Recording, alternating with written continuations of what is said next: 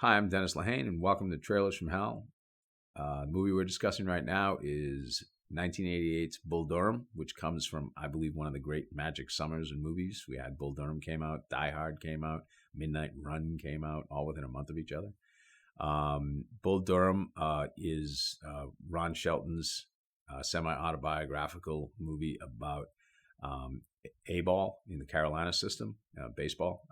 And something magic always happens when Ron Shelton works with Kevin Costner. I think Costner's two greatest performances is in Bull Durham as Crash Davis and in Tin Cup, where he plays a golfer, which is also Ron Shelton. And this is just, it was, I'll never forget the tagline of the movie. It was a major league love story in a minor league town. And that pretty much sums it up. This is a great and vivid sort of tone poem to the bus leagues and to a guy who's one guy, which is Crash Davis, who is at the end of his dream, if you will, to become a baseball player. And he loved it with a really understated passion that runs throughout the movie beautifully. And then you have Nuke LaLoosh, who's played by Tim Robbins, who has $1 million arm and a 10-cent head, as they say in the movie. And he is just callow youth. He appreciates nothing. And they both fall for the same woman, who's played by Susan Sarandon, who deserved every award that year. I don't know who won the Oscar that year, but they didn't deserve it. It should have been given to Susan Sarandon. It's one of the great female characters in American film, in my opinion. So this is Bull Durham. What do you believe in then? Well, I believe in the small of a woman's back, the hanging curveball, high fiber, good scotch, and I believe in long, slow, deep, soft, wet kisses that last for 3 days. Oh, my. Crash speaks in big, long speeches. In fact, at one point, Annie says, "Oh, you do give speeches." They're not really realistic, but Shelton just absolutely writes great dialogue, and it fills this movie from one end to the other.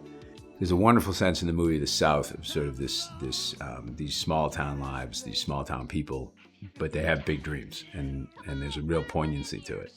It's also, laugh out loud, one of the funniest movies I've ever seen, and it's a great romance. It's super sexy. It's super adult. That's hot. This is where Tim Robbins and Susan Sarandon met. Although it's the perfect thing about chemistry on screen. Costner and Sarandon have, I mean, that to me, there's two great couples on screen, in my opinion, who just have blow you off the screen chemistry, and it's Sarandon and Costner in this movie, and George Clooney and Jennifer Lopez in Out of Sight. Those are the two where I just go, wow, you know.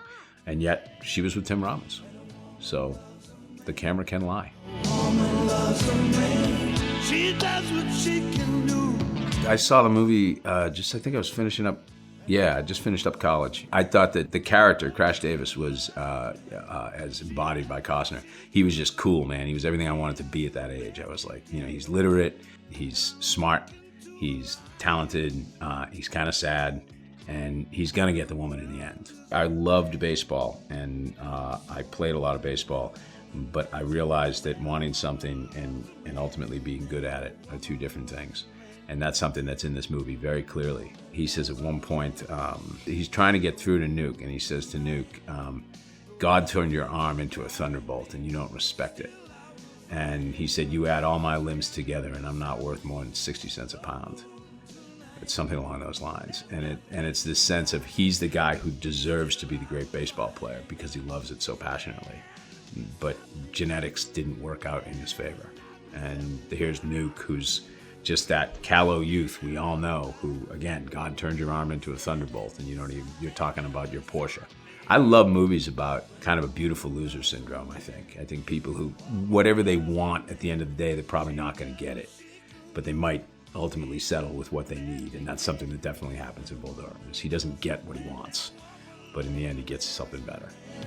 She does what she can do. He does the best he can. No good.